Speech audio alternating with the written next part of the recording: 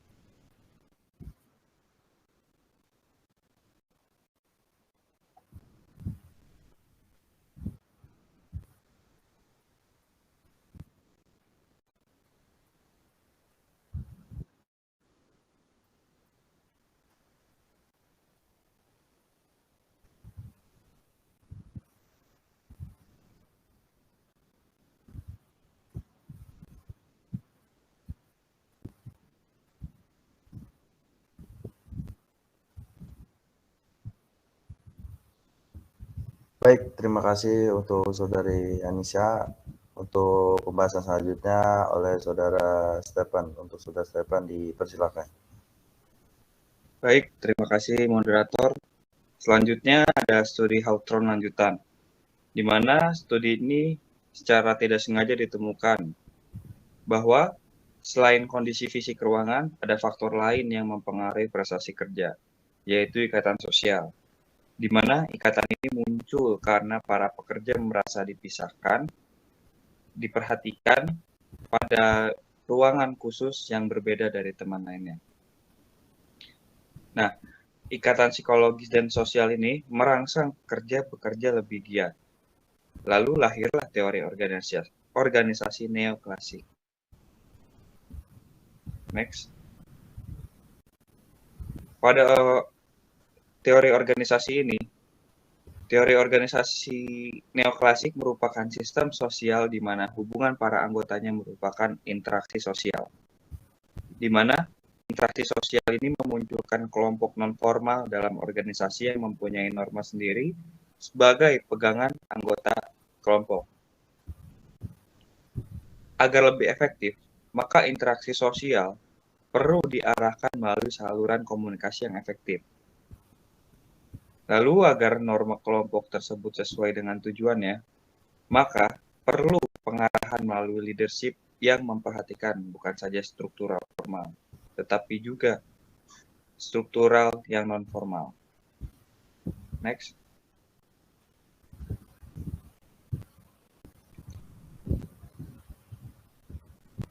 Teori organisasi neoklasik lanjutan lahir sebagai kritik pada teori organisasi klasik, di mana organisasi bukan dipandang sebagai mesin, tetapi dipandang sebagai sistem sosial. Agar organisasi itu efektif dan efisien, maka perlu diperhatikan pada aspek manusia, hubungan kerjasama, dan sebagainya. Kelemahan dari organisasi ini yaitu terlalu mengutamakan aspek hubungan antara manusia dan kurang memperhatikan aspek struktur. Maka organisasi ini sering disebut aliran human relation. Next. Lalu ada teori organisasi modern, di mana teori ini lahir sebagai solusi atas pertentangan kedua teori sebelumnya. Jika dalam teori klasik, organisasi cenderung bersifat satu dimensi, simple, statis, dan tertutup. Sedangkan dalam neoklasik justru itu diabaikan. Dalam teori ini, organisasi lebih bersifat kompleks, multidimensional, dan dipandang sebagai hubungan organisme yang senantiasa berubah dan tergantung pada lingkungannya. Jika lingkungan statis, maka konsep teoklasik lebih tepat, tetapi jika lingkungannya dinamis, maka konsep HR lebih tepat digunakan. Next.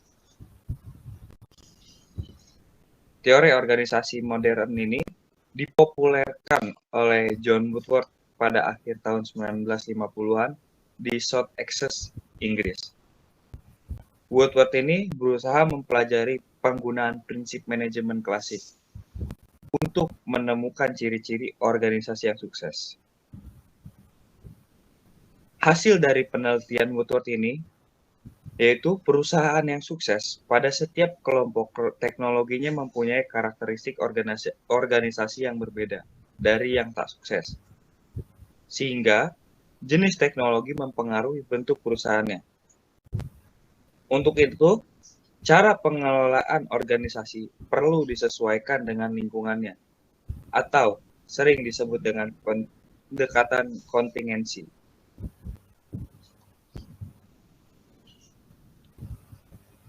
Dalam teori organisasi modern atau pendekatan kontingensi, di mana menjembatani konflik antara teori organisasi klasik dan neoklasik dengan menyatakan bahwa mana yang lebih penting antara struktur dan HR, tergantung pada situasi di dalam organisasi. Jika organisasi tersebut kuat, maka HR lebih diutamakan. Tetapi sebaliknya, jika organisasinya baru, maka struktur yang jauh lebih penting. Pendekatan sistem. Teori organisasi modern sering juga disebut dengan teori sistem, di mana organisasi dipandang sebagai sistem yang terbuka.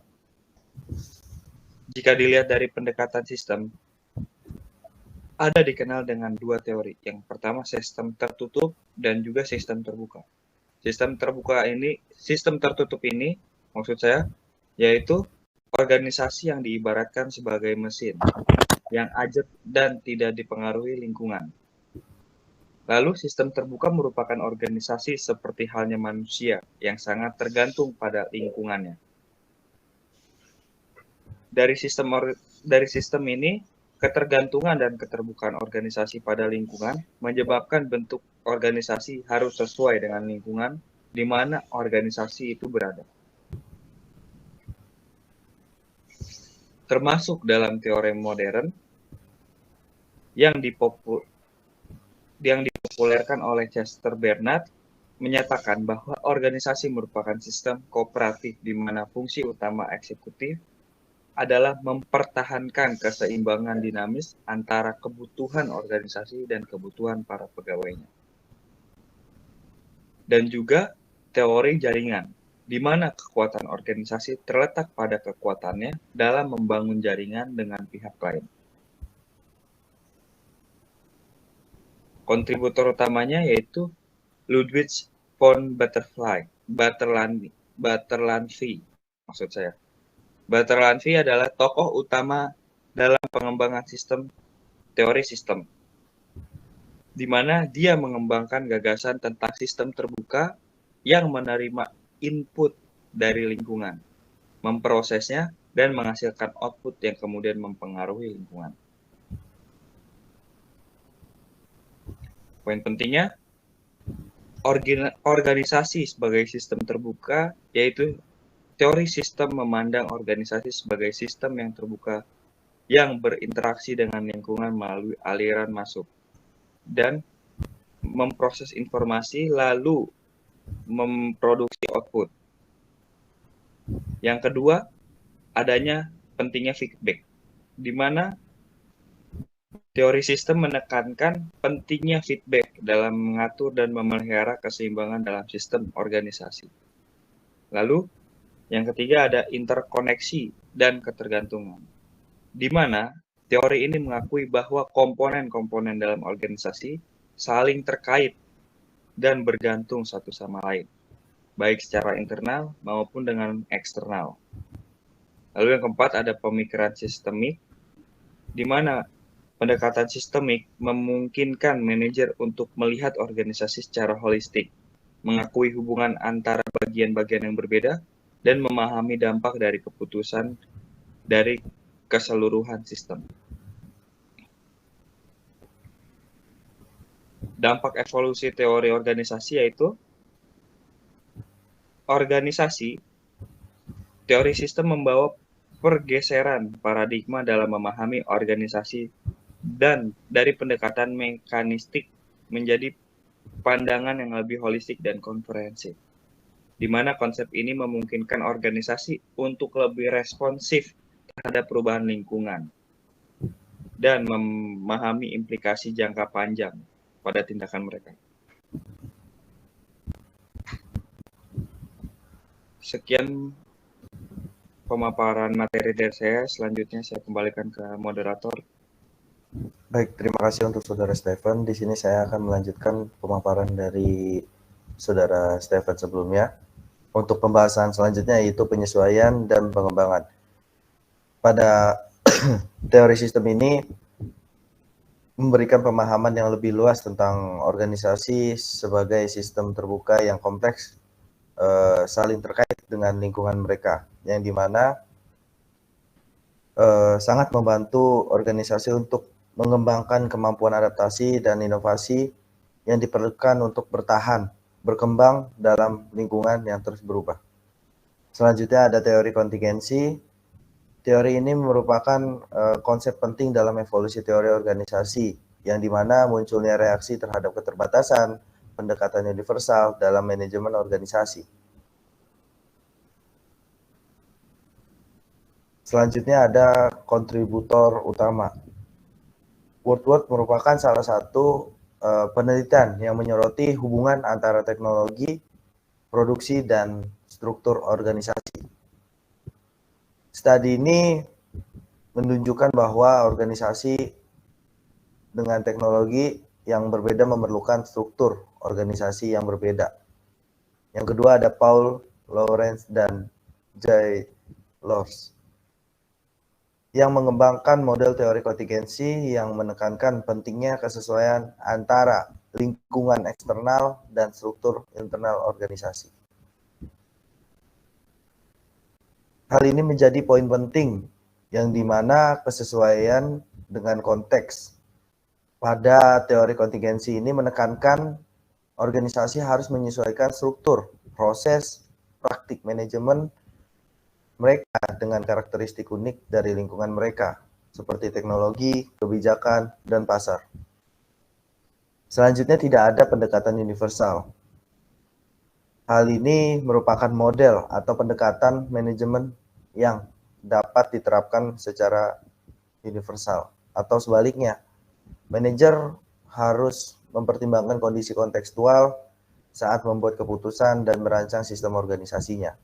Yang ketiga ada fleksibilitas dan adaptasi. Organisasi yang efektif merupakan organisasi yang dapat merespon perubahan lingkungan dengan cepat dan fleksibel. Hal ini melibatkan restrukturisasi, penyesuaian strategi, atau perubahan budaya organisasi. Selain itu, dampak dari evolusi teori organisasi adalah teori kontingensi ini membawa perubahan paradigma. Bagaimana cara sudut pandang terhadap manajemen organisasi memindahkan fokus dari pendekatan universal menjadi pendekatan kontekstual. Selanjutnya memahami konteks kontingensi ini bahwa manajer untuk mengambil sebuah keputusan yang lebih baik dan merancang sistem organisasi yang lebih adaptif dan responsif terhadap perubahan lingkungan. Penyesuaian dan pengembangan. Pada teori ini harus terus berkembang seiring dengan kemajuan dan penelitian organisasi dan manajemen. Yang dimana adanya penelitian baru terus mengeksplorasi faktor-faktor kontingensi mempengaruhi efektivitas organisasi seperti teknologi, budaya, dan struktur kepemimpinan. Teori ini memberikan kerangka kerja yang penting untuk memahami kompleksitas organisasi dan menekankan pentingnya mempertimbangkan konteks dalam merancang sistem manajemen yang efektif. Selanjutnya ada teori modern. Teori ini muncul sebagai respon terhadap kebutuhan mengatasi kompleksitas dan dinamika yang terus berkembang dalam lingkungan organisasi. Hal ini menggabungkan penemuan ilmiah dan pandangan baru tentang manusia dan organisasi. Ada 3 jenis teori ini, yaitu teori perilaku, kepemimpinan, dan kebudayaan organisasi.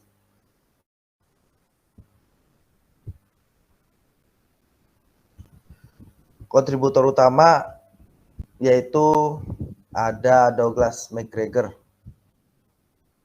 Beliau dikenal dengan teori X dan Y, di mana ia menggambarkan 2 paradigma tentang cara pandang manajemen terhadap karyawannya. Yang kedua ada Abraham Maslow, mengembangkan hierarki kebutuhan Maslow yang menggambarkan berbagai tingkat kebutuhan manusia yang mempengaruhi motivasi dan perilaku mereka. Hal ini menjadi poin penting. Ada 3, yaitu fokus pada aspek psikologis dan sosial. Teori ini lebih penting dalam memahami aspek psikologis dan sosial seperti motivasi, kepuasan kerja, dan dinamika kelompok. Selanjutnya, kepemimpinan dan teori ini memiliki peran penting kepemimpinan yang efektif dan budaya yang sehat dalam mencapai kinerja organisasi yang optimal. Selanjutnya, peran individu dan organisasi. Teori ini menempatkan penekanan pada peran individu sebagai agen perubahan dan inovasi dalam sebuah organisasi. Selanjutnya, dampak pada evolusi teori organisasi. Hal ini menjadi pergeseran paradigma cara pandang terhadap manajemen organisasi dari pendekatan yang terlalu mekanistik dan terstruktur menjadi kontekstual dan manusiawi. Hal ini memiliki peran penting motivasi kepemimpinan dan budaya organisasi yang dimana dapat membantu organisasi untuk menciptakan lingkungan yang lebih baik sehingga bagi karyawan dan meningkatkan kinerja secara keseluruhan. Selanjutnya ada penyesuaian dan pengembangan. Pada teori ini berkembang seiring dengan perubahan dalam paradigma manajemen dan penemuan ilmiah. Dan pada teori ini, perubahan yang signifikan dalam cara kita memahami dan mempraktikkan manajemen organisasi, serta membantu organisasi untuk menjadi lebih adaptif, responsif, berorientasi pada kesejahteraan karyawan, sehingga meningkatkan kinerja dan keberlanjutan jangka panjang. Kesimpulannya adalah perubahan yang terus berlangsung dalam lingkungan eksternal. Organisasi harus dapat beradaptasi untuk tetap relevan dan kompetitif.